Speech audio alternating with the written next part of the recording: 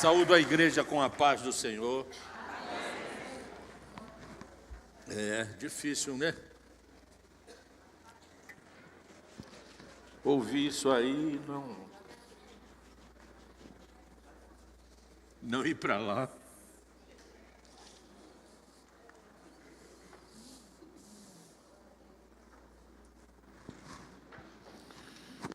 É assim que eu vivo, irmãos. Me teletransportando para esse momento. Porque se aqui na terra, com todos os meus pecados e defeitos, eu posso provar o amor de Deus na minha vida, na minha família, no meu dia a dia. Eu fico imaginando quando nós estivermos numa dimensão em que as barreiras físicas cairão e nós provaremos o reino como nunca provamos. Vejo os testemunhos aqui de pessoas que agradecem a Deus os feitos dele ainda nessa vida.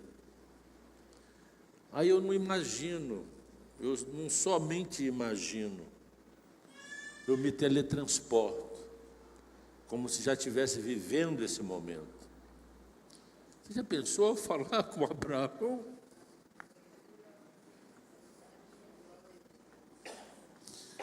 Uma das passagens da Bíblia que me toca muito, obrigado, querido, é o sacrifício de Abraão. Desculpa.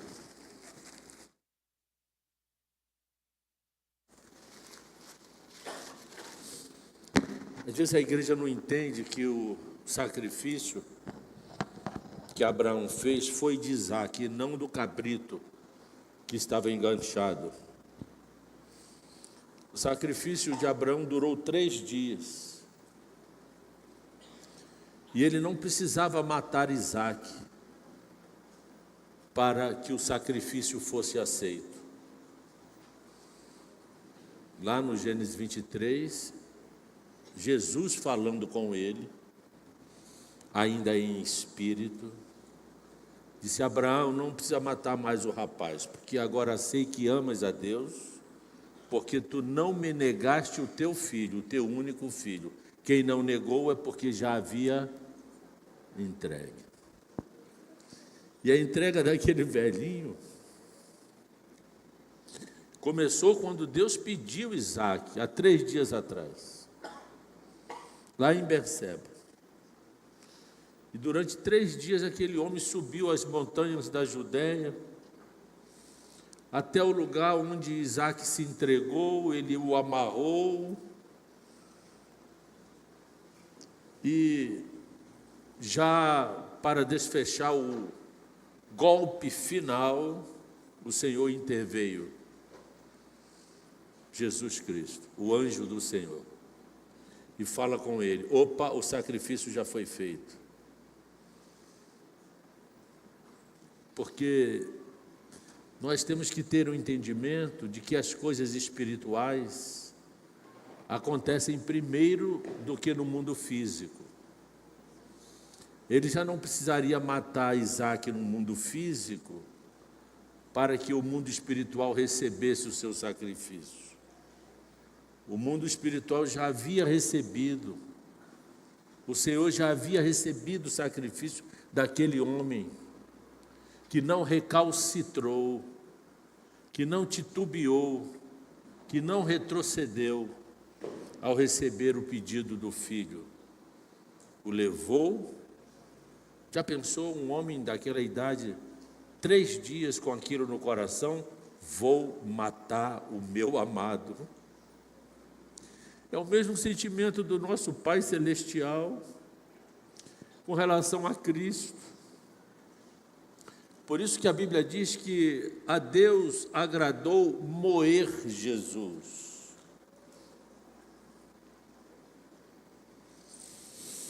Moê-lo. por amor de cada um de nós. Já pensou? Naquele dia,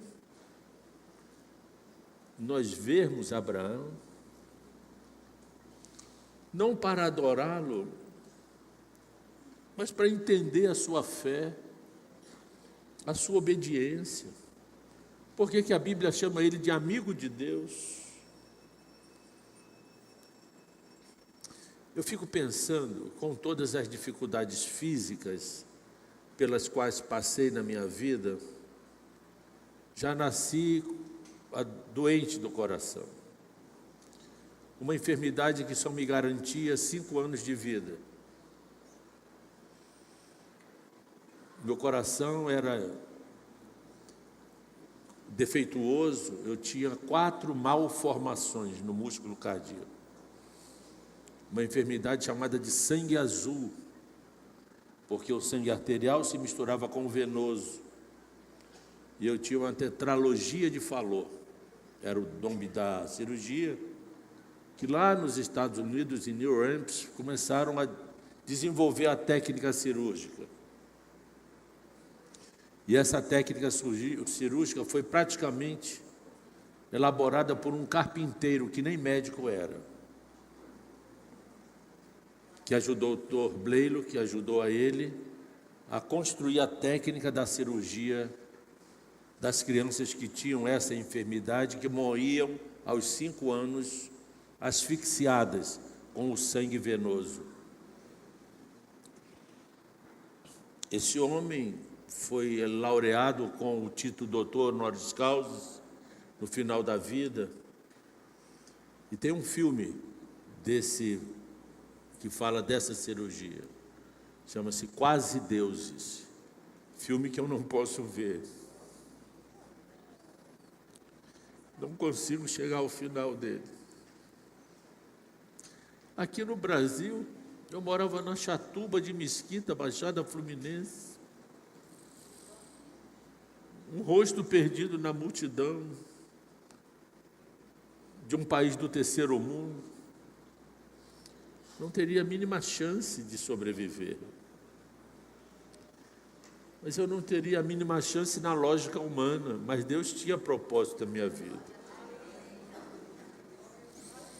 De vez em quando, hoje ainda, eu pergunto a Deus, por que tu insistes em me manter vivo? Porque já passei por situações difíceis. A Covid me botou 15 dias no CTI, obeso, sequelas cardiológicas, diabético, e saí de lá vivo. Deus usou meu filho, que veio do Paraguai, e viveu 15 dias comigo dentro do CTI, ministrando um tratamento ortodoxo contra a Covid, botando de lado o protocolo da OMS. Eu iria ser entubado naquele dia. E ele interveio, não concordou e passou a me tratar, com a autorização dos diretores do hospital, ele e a esposa Luana. E eu fico pensando nisso, por que tu insistes em me manter vivo? E olha que eu estou vivo mesmo. Me sinto vivo aqui. As pernas doem, mas não estou nem aí, porque são sequelas ainda da vacina, da Covid, sei lá. Mas a cabeça ainda funciona um pouquinho, porque aqui está o Espírito Santo. E o Espírito Santo me faz navegar na palavra de Deus. Você já imaginou um corpo novo? As pessoas às vezes não conseguem apalpar esta palavra. O texto diz isso da música, não diz? De um corpo novo. Como é o texto? Um corpo transformado. O apóstolo Paulo fala isso em 1 Tessalonicenses, capítulo 4. No abrir e fechar de olhos, 1 Coríntios 15, 51 e 52, e também Tessalonicenses 4, 16. Um corpo transformado. Que corpo é esse? Transformado, para podermos encontrar também Abraão,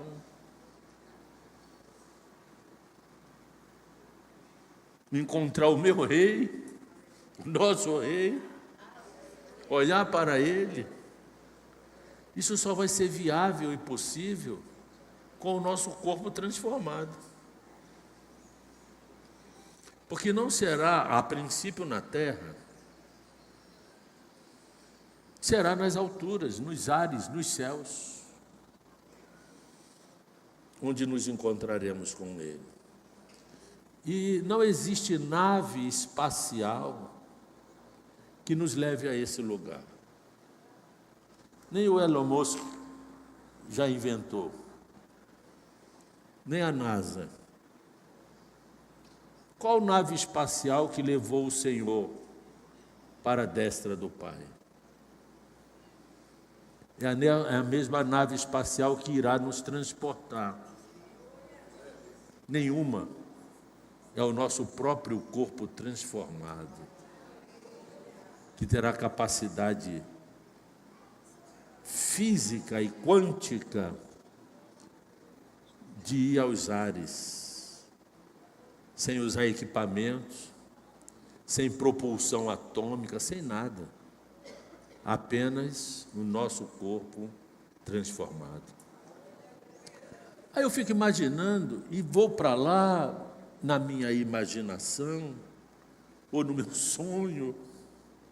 Eu não sei bem se estou dormindo ou se estou acordado, se estou na carne ou se estou no espírito. Eu sei que eu vou para lá e vejo quando o meu rei sai daquele túmulo. E eu observo que vejo que ele não saiu como entrou. Ele entrou desfigurado, roxo, esbofeteado, infartado, sem sangue, sem cor. Seu corpo flagelado, chicoteado pelo chicote chamado azorrague, com lâmina nas pontas. Ferido, traspassado, inchado. E sai de lá um varão de estatura perfeita. Por isso que nem Cleopas, nem o outro que caminhava com ele a caminho de Emaús, conseguiu identificá-lo. Os judeus já têm um biofísico muito semelhante um ao outro. Ainda mais que eles viram ele morto, esbofeteado, inchado, flagelado, entrar no túmulo. Ora, não podia ser aquele homem que caminhava com ele. Só descobriram depois, no abrir, no fechar, no quebrar do pão. Certamente eles viram as marcas em suas mãos, quando ele quebrou o pão. E aí veio o entendimento. Ora, mas não nos aquentava o coração quando ele falava dele mesmo e citava os profetas, de Moisés até agora? Era ele. É ele. Ele está vivo. Como pode isso em 3 dias? Entrou morto, flagelado, inchado, esbofeteado, traspassado, e ele está belo.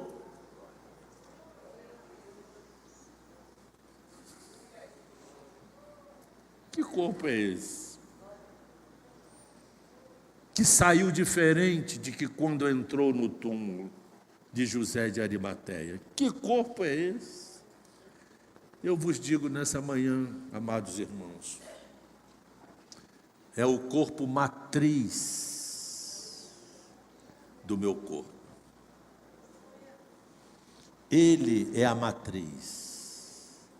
Assim como Adão foi a matriz da humanidade que vive hoje, assim também, repita comigo, assim também, o nosso Rei, hoje, é a matriz do nosso corpo que teremos no porvir.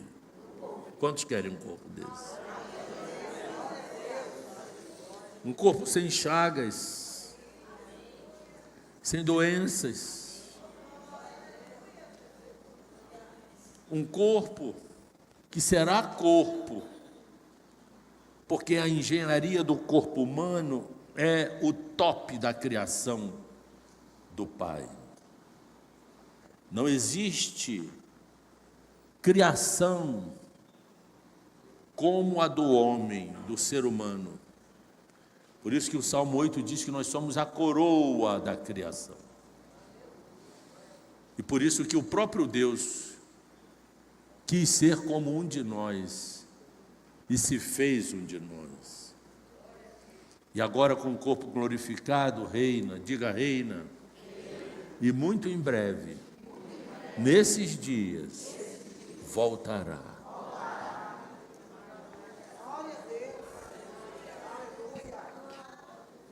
Fico imaginando já esse corpo glorificado, sem Covid, não chega, sem dores nas pernas, sem inchaço nos pés, sem problemas no coração, na pressão, sem velhice, sem envelhecimento, que não precisa tomar diurético, ir ao banheiro de instante em instante, porque o pecado fez isso comigo, me mandou para o banheiro. É o pecado que machuca o nosso corpo, que nos faz envelhecer, que nos entristece. Você já pensou um corpo sem essas deficiências físicas? O protótipo, a matriz, o insight desse corpo já existe, é o ressurreto. E assim como o corpo dele, teremos um corpo, segundo o corpo da sua glória, diz Filipenses capítulo 3. E aí, pastor? E a cabeça? Vai ser igual a nossa cabeça? Que nada. A canção fala, por isso que eu me emocionei. Abri o berreiro ali, porque eu falei, a canção está falando de onde eu vou sempre, ou sei lá, acordado ou dormindo em espírito ou na carne, como diz Paulo, eu vou lá no terceiro, no 10º céu, entender essas coisas. E o texto diz, se botei ali, parece que eu vou receber uma tal de uma coroa. É isso? É uma coroa. Eu não posso dizer que já tenho uma coroa aqui, porque Glorinha é um broto. É uma coroa. Cadê Glorinha? Não está aqui não. E um dia eu fui falar isso numa igreja, que eu tenho duas coroas, uma aqui e outra lá. Ficou de greve um mês. Não quer ser minha coroa aqui. É a minha adolescente. Pronto. Cadê o texto da coroa? Como é? Me fale aí. Como é que dentro da música? Como é que fala? Como é? Não entendi. Mas imagine você. É no campo da imaginação. Eu já sinto a coroa em mim. É isso que me faz viver. Você sabe que coroa é essa? Não é uma coroa visível. Não é uma coroa de mundo físico. Não é uma coroa de metal. E essa coroa também não tem pedras preciosas. Isso é a visão poética que os crentes fazem dessa coroa, com a qual Jesus disse lá no Apocalipse, logo no início, acho que é versículo 3, a coroa com a qual ele nos coroará. Tem até uma música do cantor cristão que fala, né? Que ele nos coroará, né? Quem sabe? Voltar a praticar a harpa cristã. Cantor cristão. Ele nos coroará. Então, essa coroa que nós receberemos será depositada por nós, por Ele mesmo. Ele trará a coroa de cada um. E o mais surpreendente que eu aprendi indo para lá, a canção diz: eu quisera estar lá. Eu posso lhe dizer, de vez em quando eu vou para lá. Vou mesmo. E fico pensando nisso, imaginando isso, já vivendo aquele momento. Essa coroa não é uma coroa que será usada daqui para fora, mas é uma coroa que será colocada em nós por Ele mesmo, pelo nosso Rei, para usarmos daqui para dentro. A coroa se usa na cabeça. Em nossas cabeças existem os nossos cérebros. E essa coroa irá entrar em nós e adentrar o nosso cérebro, para nós termos também, além do corpo, o cérebro glorificado. Se nós teremos um corpo semelhante ao corpo da sua glória, teremos também a mente semelhante à glória da sua mente. Finalmente teremos a mente de Cristo, processando-se em nós, que o texto de 1 Coríntios capítulo 3 chama de galardão.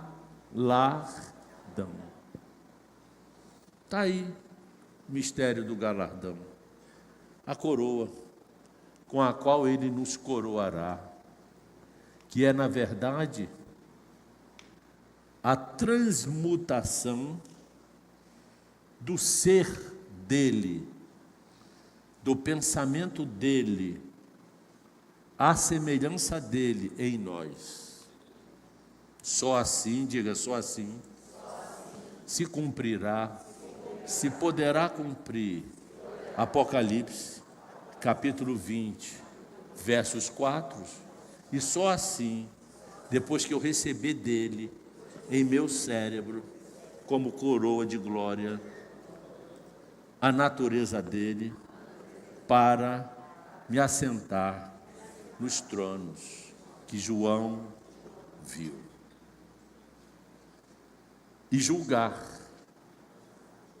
Só posso julgar a terra durante o milênio se eu tiver a natureza de Cristo em mim.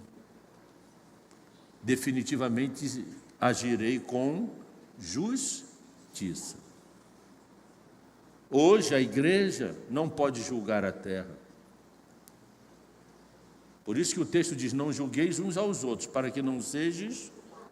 Nós não temos essa soberania espiritual, essa autoridade substancial. Quem aqui pode julgar a terra? Levante a mão. Mas depois que você receber a natureza de Cristo em você, através da coroa, nesse corpo transformado, pensarei como Ele, semelhante a Ele, agirei com justiça, não haverá contradição em mim, e a minha adoração, diga, a minha adoração ao Pai será com a mente dele, do unigênito, que está gerando uma nova raça. Por isso que ele é unigênito e também é primogênito, o nosso mais velho irmão. E eu vivo a imaginar sobre tudo isso. É o que me dá ânimo de vida. Sou um homem feliz, tenho glorinha. A minha prioridade na minha família, mais que filhos e mais que netos. Primeiro é glorinha. Depois vêm os filhos e netos. Mas primeiro é glorinha. Sou um homem feliz. tenho filhos abençoados, netos abençoados, amigos abençoados, pastores abençoados. Mas essa imaginação daquilo que eu me tornarei por causa dele é que me dá o fôlego de vida a cada dia. E hoje eu entendo porque ele ainda insiste em me manter vivo. Talvez seja para eu me emocionar diante de vocês, compartilhar essas coisas com vocês. Eu quisera estar lá. Me lembro de Paulo. Seria melhor que eu já estivesse contigo. Mas por causa dos trabalhos que ainda tenho que fazer aqui, tu me conservas aqui. Porque para mim o morrer é Cristo. O viver é Cristo, o morrer é lucro. Olha a dimensão que Paulo se encontrava, de querer estar lá. Por isso que eu pedi ao pastor Jorge para eu falar algumas coisinhas, logo depois dessa canção. Obrigado pelo grupo de louvor que a entoou novamente. E obrigado ao Espírito Santo, que me fez sair um pouco, da dureza da escatologia, para viver esse momento de reflexão no amor de Deus e para desobstruir meus canais lacrimais. Eu amo ao Senhor Jesus, eu amo ao meu Pai Celestial. E eu agradeço diariamente por me fazer entender o plano dele, desde a primeira vinda até o final do reino milenar. O plano já está aqui. E a cada vez que eu estudo os textos, esse plano vai ficando mais claro para mim. E eu vou para os comentaristas, para os teólogos do mundo inteiro, tenho uma biblioteca farta, e encontro muita consonância com o que o Senhor tem ministrado na minha mente ainda mortal, com aquilo que os primeiros discípulos, os primeiros pais da igreja ensinaram à igreja. E me parece que esse é o meu chamado. Não dirigir uma igreja. Eu acho que se eu dirigisse uma igreja seria uma tragédia. Em 3 meses a metade tinha ido embora. Com 6 meses até a minha família tinha ido. E com 1 ano nem eu queria desencarnar, porque nem eu mesmo ia me aturar. Porque ser pastor, querido Jorge, é um chamado. Vocês pensam que não? Fico pensando no meu amigo Bezerra, de ter os desafios que ele tem, com a saúde da Ednete. Falei para ele um dia desse, é a tua missão. E você tem feito isso com muita fibra. E cuidar da igreja. Das pedras vivas, que são meio indomáveis. Não é como o tijolo. O tijolo não quer entrar, você quebra ele. Entra, não é? Pessoas é difícil, mas Deus dá a sabedoria e a condução. Foi assim mesmo lá com Moisés. O povo murmurava contra Moisés, queria apedrejá-lo. Jesus entrava em Jerusalém e saía de lá fugido, correndo. Estevão foi apedrejado, e eu vou ver Estevão, vou ver Daniel, vou ver Elias, que foi cerrado ao meio por causa da palavra de Deus. Vou ver Raabe, Sansão, Jefité, os profetas, homens dos quais o mundo não são dignos.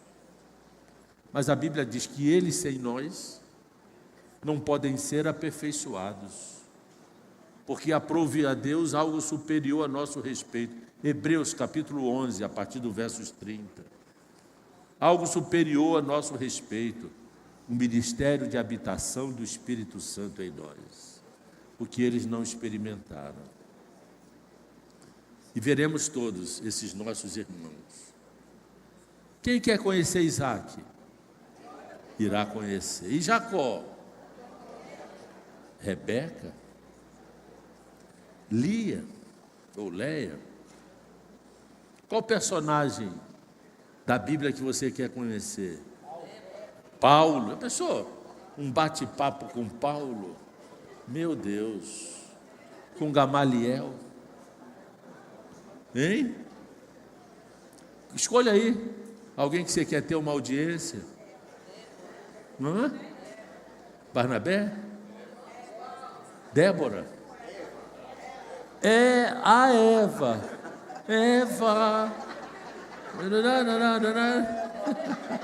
Pequena Eva, por que tu foste comer a tal da maçã? Ah, Eva, que trabalho tu deu papai, hein, Eva?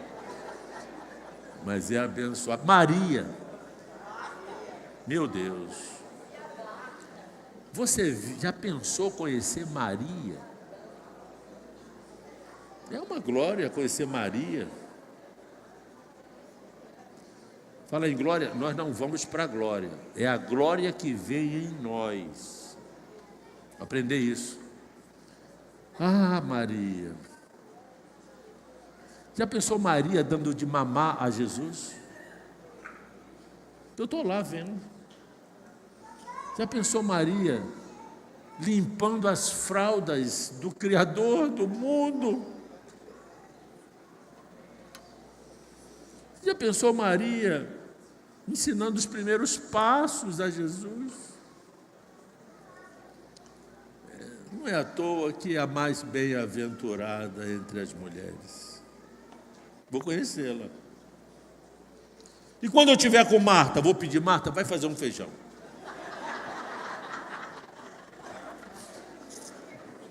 O que você quer no feijão? Edinaldo fala, pé de porco, orelha de porco, costela de porco, focinho de porco e espírito de porco. Marta, vai para a cozinha, Marta. Ai, ai. Eu tenho 20 minutos agora. Mas me perdoem, viu, Bezerra? Me perdoa aí, porque esse foi o momento em que Deus estava falando comigo. Se Ele talvez tenha me usado para falar com vocês esse tempo até agora, esse tempinho Ele usou para falar comigo. Não sei se falou com você também.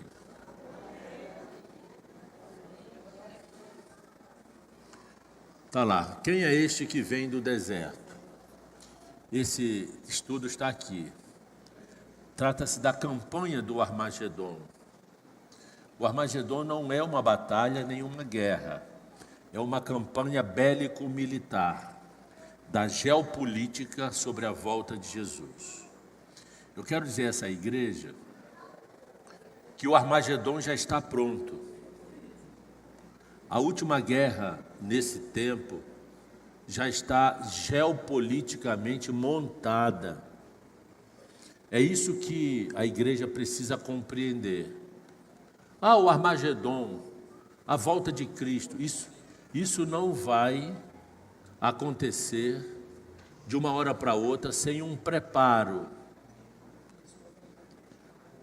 E o preparo são os processos civilizatórios. As nações se aprontam para a volta de Jesus.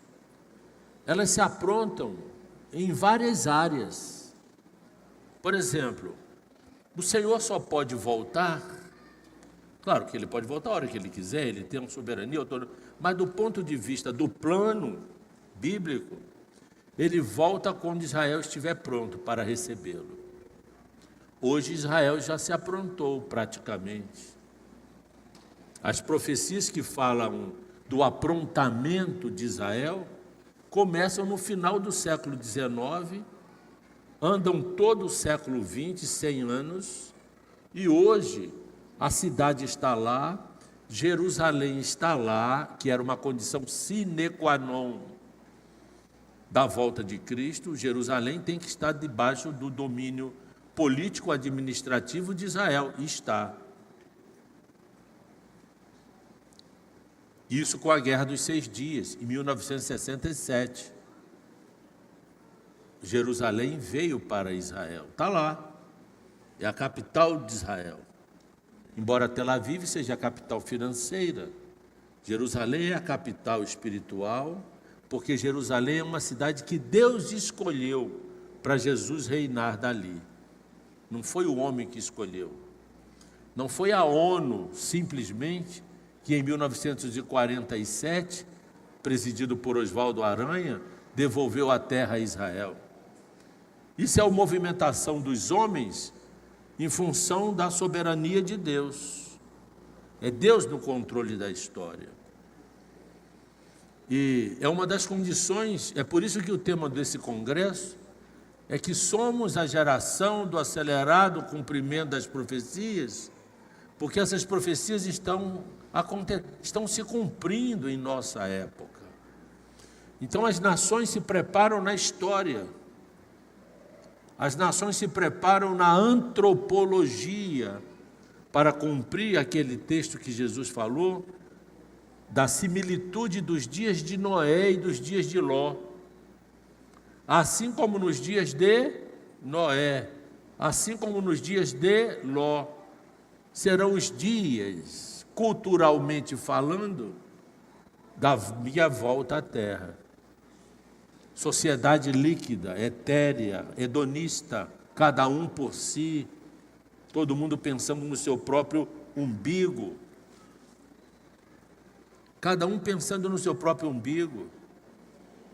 A área sexual já sem ferrolhos. Agora já tem o pansexualismo, que é amar a tudo, até uma árvore.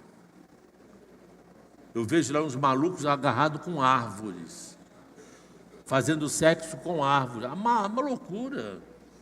Com a zoofilia com animais, a pedofilia com as crianças. Uma deputada do PSOL lá de São Paulo diz que quer quebrar o tabu do incesto, está fazendo palestras por aí e leis para que o incesto não seja crime e nem tabu na sociedade. O neto pode ter relações com a avó, o filho com a mãe, porque a sociedade patriarcal tem que ser quebrada e destruída. Ideias marxistas. Espero que não tenha gente aqui que tenha votado nesse partido aí que serve a Satã. É o esgoto, é o esgoto de outros partidos. As pessoas pensam que ele está falando de política. Estou falando da realidade profética. Aliás, eu quero que fique bem claro uma coisa. O atual presidente do Brasil é vontade exclusiva de Deus. Foi Deus que o tirou da cadeia. Não foi o Fachin. O Fachin fez a tramóia jurídica.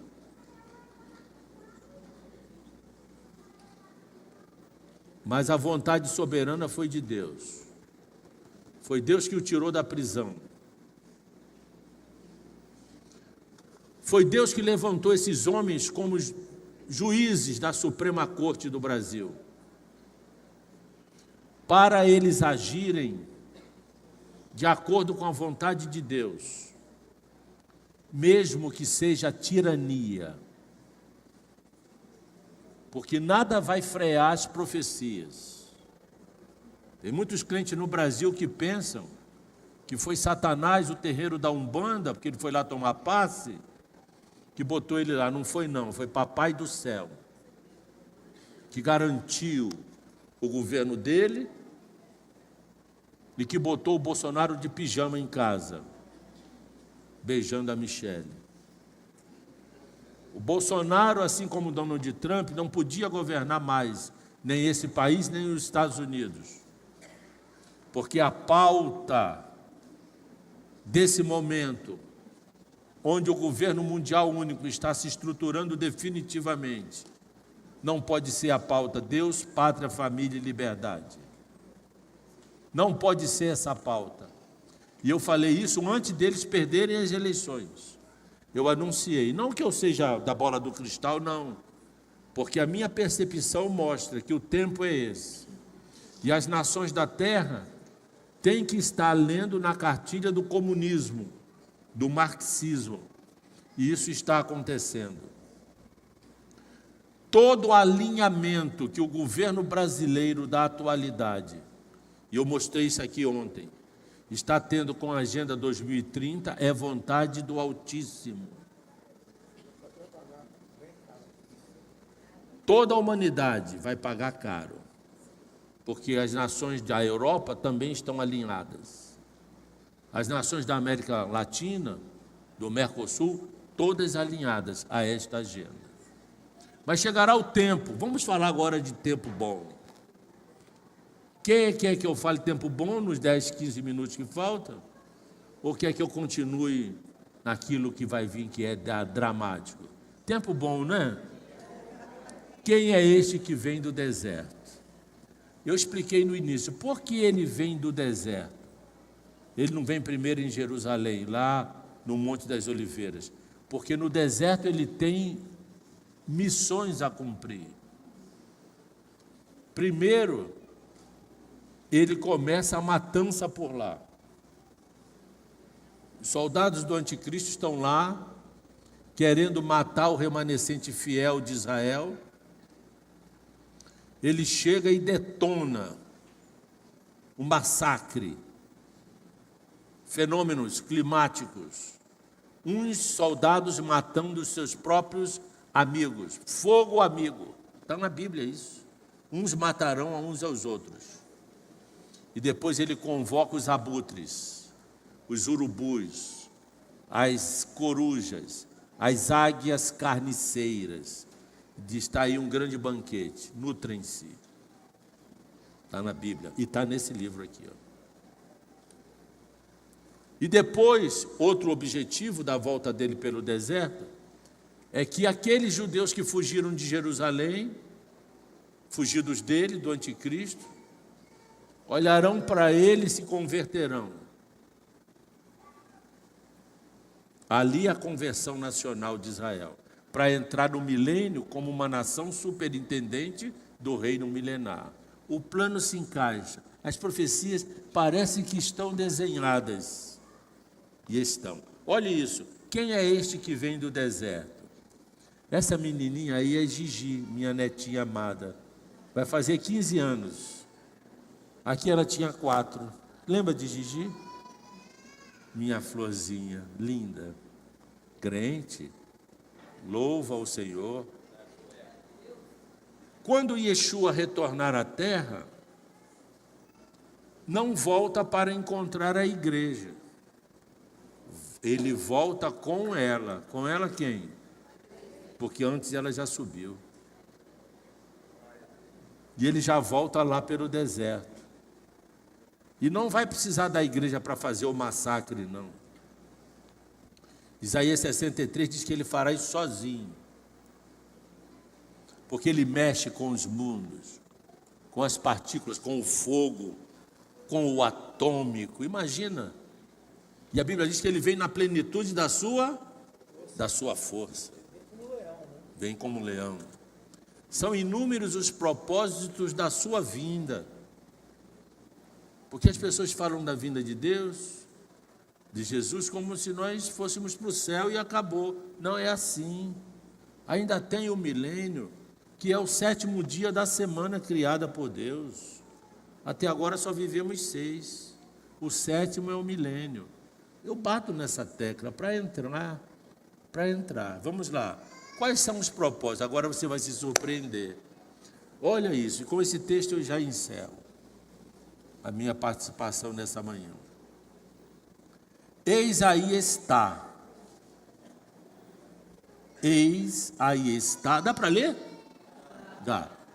O pessoal lá do fundo, dá para ler? Faz assim. Deu. Então deu. Eis aí está que reinará um rei com justiça. Qual rei? De Adão para cá, de Nabucodonosor para cá, de Esaú para cá. Esaú não, de Saul. De Saul para cá, até Davi, que reinou com justiça. Davi reinou com justiça, diz a igreja. Amada igreja, você está aí? Então responde, Davi reinou com justiça? Hã? Sim ou não? Porque Davi é laureado, né? Nas pregações aí. Davi mandou matar Urias para ter um flerte com Betsabá, né? Batseba. Viu Betseba lá do alpendre. Quando ele olhou aquele avião 474 da Varig, o bicho enlouqueceu. Também quero. Não conseguiu domar a barguilha. Reinou com justiça? Não construiu a casa de Deus por quê? Porque matou tanto, mas matou tanto. Se Saul matou 1000, junta 10.000 aí que Davi passa o cerol. Mas virá um rei, diga, virá um rei. Aí está, que reinará um rei com justiça. Quem é? Quem é? Reinará onde? No céu? Na terra. Esse reinará está em qual tempo do verbo? Presente, passado ou futuro? Então ele reinará. Ainda. Isso aqui, um texto desse, quebra os amilenistas, ou os pós-milenistas. Quebra. Eles não têm argumento. Eles não têm argumento. Aliás, o argumento dos pós-milenistas, do amilenista, é negar o pré-milenismo. Eles não conseguem construir doutrina. Vamos lá, agora vocês vão se surpreender. A Bíblia é isso, é palavra de Deus para nós. Nós temos que meditar nela. Palavra por palavra, interpretação de texto. Na quarta série primária, o meu livro de cabeceira era Celso Cunha.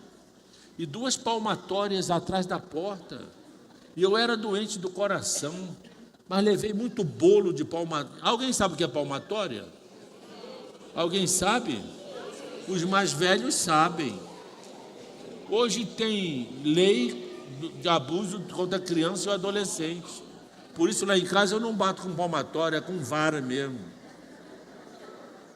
Para poder interpretar o texto. Interpreta o texto. Minha professora, até hoje eu lembro da fisionomia dela, magrinha, já meio idosa, não casou, aí ela descarregava o hormônio dela em nós. Ela tinha uma vara desse tamanho, de madeira que ela mandou fazer, ela alcançava todo mundo na mesa, pá no braço, interpreta o texto.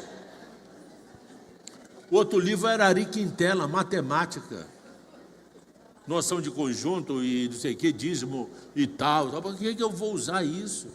Eu estou usando agora nas minhas pregações. Agora vocês vão ficar surpresos com esse tempo que virá. Olha só isso. Um rei reinará com justiça. Um rei, diga um rei. Onde ele está? Está como rei, isso. Faça assim, ele está lá em cima. O rei está lá em cima, não é isso? Muito bem. Quem é? Ele está acima das nações. Ele é rei sobre todas as nações. Está lá em Zacarias 14, 9. Agora, e em retidão, leia esse texto. E em retidão governarão príncipes. Quem entendeu isso, sem eu explicar?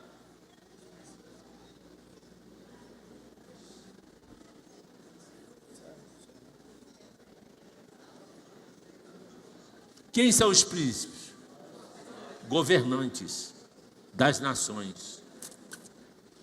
O rei é uma coisa, está acima de todos. E os príncipes governam. Por exemplo, Jesus não vai sair de Jerusalém para vir na caixa d'água para falar com o prefeito de Salvador que precisa melhorar a segurança aqui. Porque o prefeito de Salvador vai recebê-lo e vai dar uma bela enrolada em Cristo, como a maioria dos políticos fazem.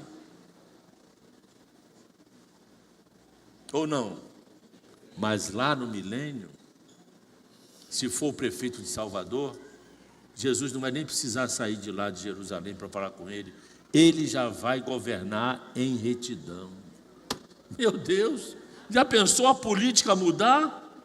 Os políticos mudarem? Os governantes mudarem seus posicionamentos? Passarem a administrar as nações, os bairros, as cidades em retidão? Porque como será isso? Como será isso? O Senhor é rei, está sobre todas as nações. Isaías capítulo 2 diz que de lá sairá a lei, ou seja, a Torá, que é escanteada por todos, ela virá a ser a Constituição Mundial no período do milênio, a Torá, a lei, do Gênesis ao Pentateuco.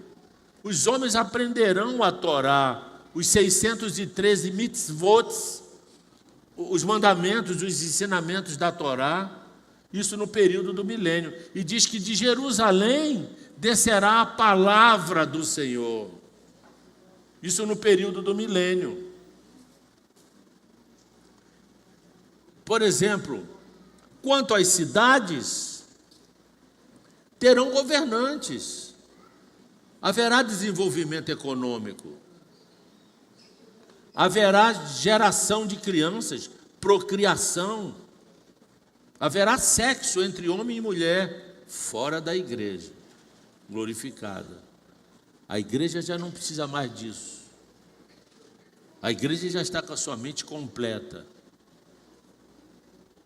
O sexo, originalmente, é para produzir, crescer a humanidade, gerar outros filhos.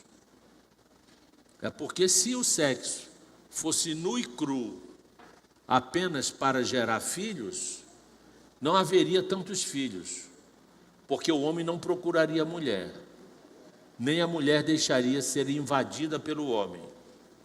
Por isso que Deus, na sua sabedoria, colocou no corpo humano um plus. Que plus é esse? No homem a testosterona,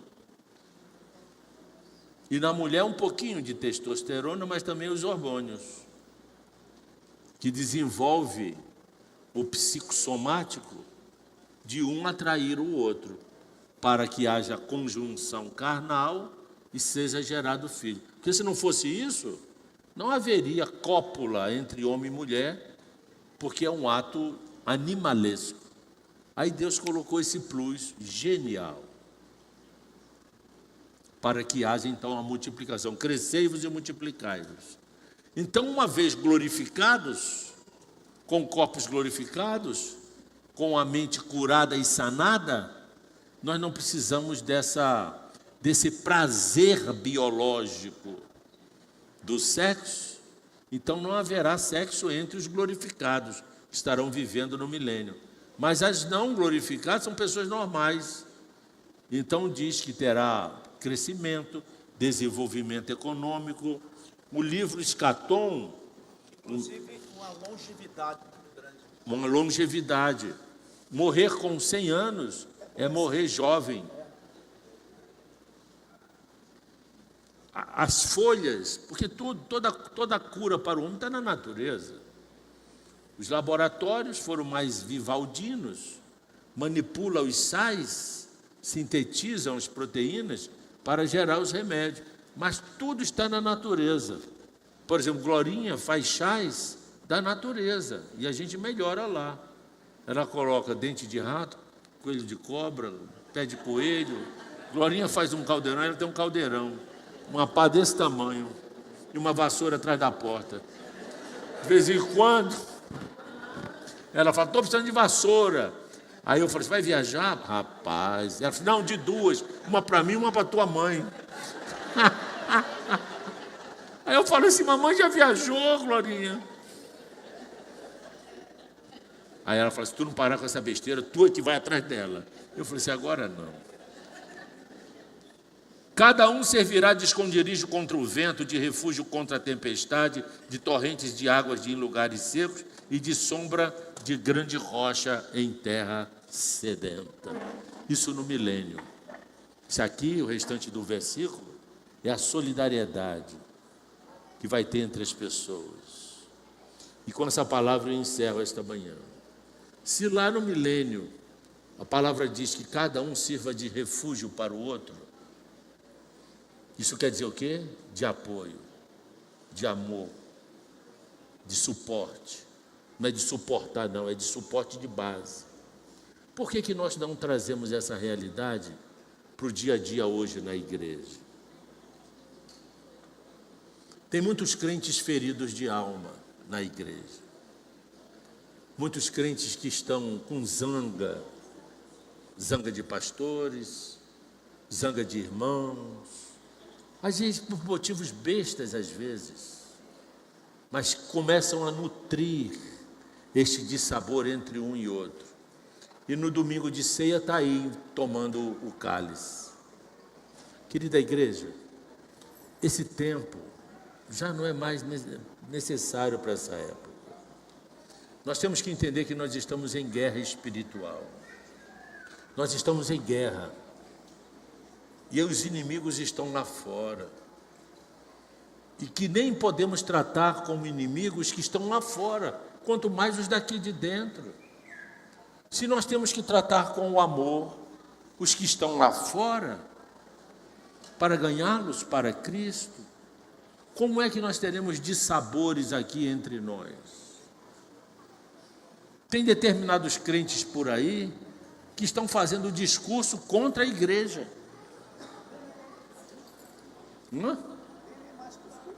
Não, por exemplo, lá no Rio de Janeiro, vou falar baixinho, minha cunhada. Eu não preciso ir para a igreja para adorar a Cristo. E esse negócio de dízimo e de oferta era para o Antigo Testamento. Malaquias 3:10 era porque os levitas recolhiam os dízimos para abençoar órfãos e viúvas. Eu falei, ô miserável não. Cunhadinha, com que você acha que a luz da igreja é paga? Com que você acha que os proventos do pastor são pagos? Com que você acha que os veículos da igreja para fazer evangelismo, para dar cestas básicas, vêm de onde? Do beira-mar? Ou do beira-mar não, do narcotráfico, do Maduro, aquele cabeção, vem da Petrobras, vem da Lava Jato, ou cabeçorra? Vem não, vem do dinheiro santo.